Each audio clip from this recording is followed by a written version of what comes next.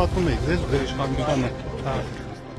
Շենգավիթում քարոզարշավի ժամանակ քաղաքացին Փաշինյանին մեղադրել է Արցախը հանձնելու եւ պատերազմի զոհերի համար պատասխանատվության համար։ Ի պատասխան Փաշինյանը կոշտ եւ վիրավորական արտահայտությամբ հակադարձել է, ինչը առաջացրել է լարված իրավիճակ։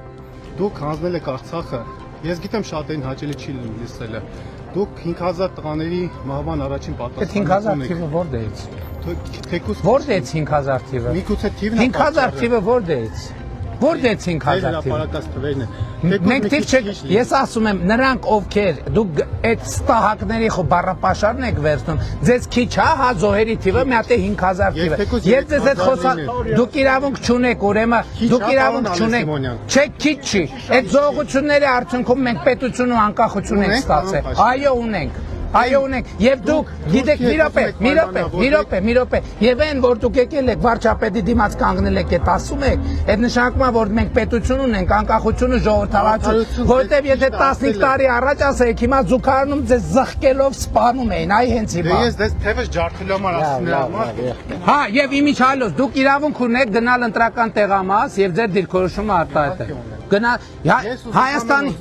բայց ես գիտեք ժողովրդի մի մեծ մասի կարծիքն է այդ մասը։ Ես գիտեմ, ես ինչի ագրեսիա չկա, ներողություն, ձեր ազգանուն ի՞նչ է։ Արա, Գրիգորյան։ Պարոն Գրիգորյան, ես ինչի վրդովեց այդ 5000 թիվը մի ասեք։ 5000 չլինի, բայց ինչքան է լինի քիչ չի։ Հիմա ես ասում եմ, մնացած հարցերի մասին մենք տասնյակ անգամ խոսել ենք։ Եվ Հայաստանը գիտեք պետությունն է նրանով, որ դուք կարաք գնաք ընտրական տեղամաս եւ քվեարկեք անենց ոնց ուզում եք։ Կարակելևս եթե մեծամասնությունն է, ձեր ասելիքը ասեք, ներկայացրեք, գնացեք իշխանություն ձևավորեք։ Լսեք, եթե ժողովուրդ որոշի, որ ես պետքա գնամ, ես հլու հնազանդ պետքա գնամ։ Ամեն ասեմ ժողովրդի մի մասը,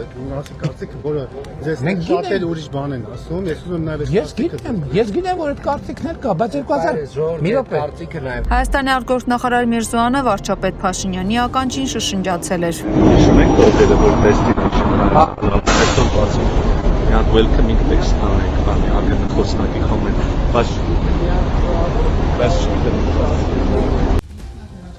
Քիչ ուշ Միրզոյանը հրաժարվել է բացահայտել թեման։ Բայց ինչ որ լինում է հանրային ասում ենք, չէ՞, եթե մի բան դեռ ինչ որ քննարկման փուլում է, դեռ հանրային ասնելու կարիք չկա, ասենք որ ինչ է։ Մի փոքր հանրային ասել։ Դե լրիվ չի լսվե, չէ՞։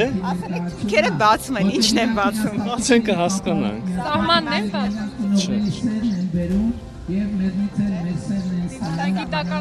Այդ էլ է լինելու մի օր իհարկե, վստահ եմ,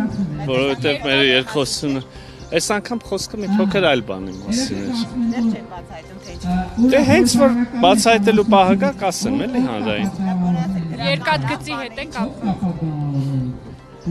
Լավ բաների մասին է խոսքը եւ այսուհետ միշտ լավ բաների մասին է խոսքը լինելու։ Ուրիշ։ Դե ասեցի չէ որ երբ որ պահը լինի հանրային ասելու Չէ, ոչ ջան։ Շատ եք խորացել ինձ թվում է։ Պարզաբանումը տվել է Փաշինյանը։ նկատի ուներ, որ մենք հիմա միջև հիմա Թուրքիայից ապրանքներ արտահանելու համար պետքա դա չէր կարող, որովհետև ապրանքը երբ որ առնում ենք որևէ երկրից եւ արտահանում ենք ուղիղ որևէ տեղ, պետքա նշվի բանի երկիրը, հասցեատեր առաքման երկիրը նախկինում օրենսդրությամբ իրանց կարգավորումներով Հայաստանը երկրների ցանկում չկար եւ ձևակերպվում էր երրորդ երկիր նոր արտահանում էր Հայաստան։ Իսկ գիտեք որ Հայաստանում բազմաթիվ թուրքական արտադրության ապրանքներ կա եւ դա լրացուցիչ, այսինքն տանում են ուրիշ երկիր, ձևակերպում են նոր են բերում։ Հիմա իրանք ձևակերպում են, որ այդ ցանկում ուղիղ կարողանան ոչ թե ուղիղ ֆիզիկապես այլ որպես բանին երկիր, առաքման երկիր Հայաստանը նշվի, այդ նկատի ունի։ Հայաստանի նախկին արտգործնախարար Վարդան Օսկանյանի խոսքով Պուտինը հաստի առաջ է կանգնեցրել Փաշինյանին, իսկ նրա արձագանքը եղել է թույլ ու ոչ պետական մակարդակին։ Ահա որ սխալ պատասխան, ոչ դիվանագիտական, նորից եմ մտնում 7-րդ դասարանի ուսանող երևի թե այդպիսի պատասխան չէր տալ։ Իրական ժամանակ ես մի բան մտածեցի, երևի թե այդ մթնոլորտի մեջ Փաշինյանը թեև անակնկալի եկավ, այլ պատասխան չուներ, հիմա այդպես ասեց, բայց որ երկու օր առաջ լրագրողներ եւ նորից այդ կապակցությամբ Փաշինյանին հարց տվեցին, նույն պատասխանը տվեց։ Իրեք ինչ երբեք Փաշինյանը դիվանագիտություն չի իմացել, հերու է եղել եւ բոլոր այն արհավիկները եւ ես հապացույց եմ ասել, եթե իմ կոորդինատիան գրառումներին, ելույթներին հետևել եք, առաջի օրվանից եմ ասել, որ այն արհավիկները, որ մեր գլխին Փաշինյանը բերել է, հիմնականում բոլորը գալիս են նրանից, որ Փաշինյանը դիվանագիտությունից կիլոմետրերով հեռու մարդ է։ Նա չի իմացել, այսօր էլ չի իմանում, թե ինչ է դիվանագիտությունը։ Եվ այս 8 տարիների ընթացքում բացարձակապես ոչինչ չի սովորել։ Ցանկացած իրավիճակում, երբ նրա առաջ երգիության հարց է եղել, գնացեք հետ նայեցեք, միշտ ինքը արել է սխալ ընդդություն։ Չի եղել դեռևս իրեն ընձեռնված ամեն սխալից հետո ընձեռնված նոր հնարավորությունը, որը կարող է ինչ-որ իրավիճակ շտկել, նա միշտ արել է սխալ ընդդություն։ Քաղաքագետ Սուրեն Սուրենյանցը վերլուծում է, թե ինչու է Բաքվում ձևավորվում հաղթանակի տրամադրություն կապված առաջիկա միջոցառումների եւ տարածաշրջանային զարգացումների հետ նրա գնահատմամբ Ադրբեջանը եւ Թուրքիան ակտիվացնում են արևմտյան Ադրբեջան օրակարգը, իսկ Հայաստանի ներսում քաղաքական անկայունությունը եւ արևմտյան կողմնորոշումը ստեղծում են լրացուցիչ ռիսկեր։ Սուրենյանցը պնդում է, որ արևմուտքը չի կարող ապահովել իրական անվտանգային երաշխիքներ, Ռուսաստանից հեռացումը ստեղծել է անվտանգային վակուում, իսկ դա ըստ նրա օգտագործում է Բաքուն։ Նա նաեւ կարծում է, որ Ադրբեջանի համար նպաստավոր սցենար կլինի Նիկոլ Փաշինյանի իշխանության շարունակումը եւ իրավիճակի լուծումը կապում է Հայաստանում քաղաքական փոփոխությունների հետ։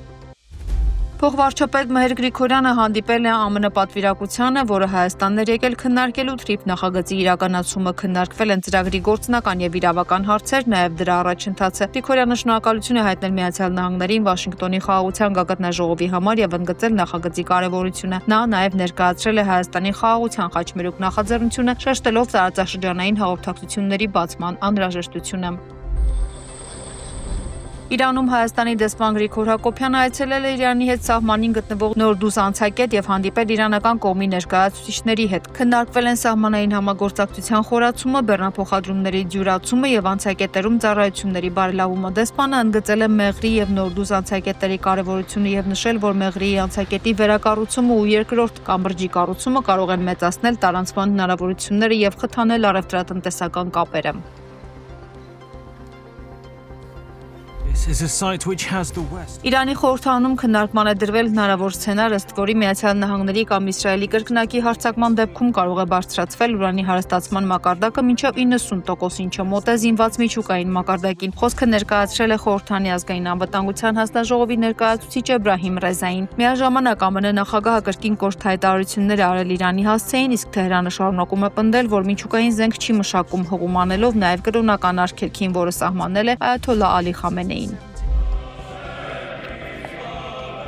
Համայն Վրաստանի կաթողիկոս պատրիարք Շիո III բազմել է պատրիարքական գահին Հայաստանի նորին սուրբոցություն տերտեր ամենայն հայոց կաթողիկոս Գարեգին II-ը շնորհավորական ուղերձ է հղել նրան։ Գարեգին II-ը նշել է, որ Շիո III-ի ընտրությունը վկայում է նրա երկարամյա ծառայության մասին եւ մաղթել է հաջողություն վրաց եկեղեցուն խաղաղության ու բավարարության ճանապարհով առաջնորդելու գործում։ Ուղերձում նաեւ ընդգծվել են հայ եւ վրաց եկեղեցիների դարավոր եղբայրական կապերը եւ դրանց հետագա ամրապնդման կարեւորությունը։ Հայաստանում YouTube-ի մոնետիզացիան այլևս հասանելի է մեր երկրում, հայտնել է ԲՏԱ նախարար Մխիթար Հարապետյանը։ Ինչ է այս ծրագիրը իրենից ենթադրում, այն հնարավորություն է տալիս Հայաստանում գործունեություն ծավալող ստեղծագործողներին, բլոգերներին, երաժիշտներին, լրատվամիջոցներին տեղադրել իրենց հարթակում տեսանյութեր, տարատեսակ նյութեր, որոնք որ դրամայնացնելու կամ ինչպես հաճախ ասում են մոնետիզացնելու հնարավորություն է տալու այլևս YouTube-ը։ Սա իհարկե մեծ առաջընթաց եմ համարում ես ստեղծագործ եւ ստեղծարար ու թվային տնտեսության համար եւ ուզում շնորհակալություն հայտնել YouTube-ի մեր գործընկերներին այս ծառայությունը վերջապես Հայաստանում ակտիվ եւ հասանելի դարձնելու համար։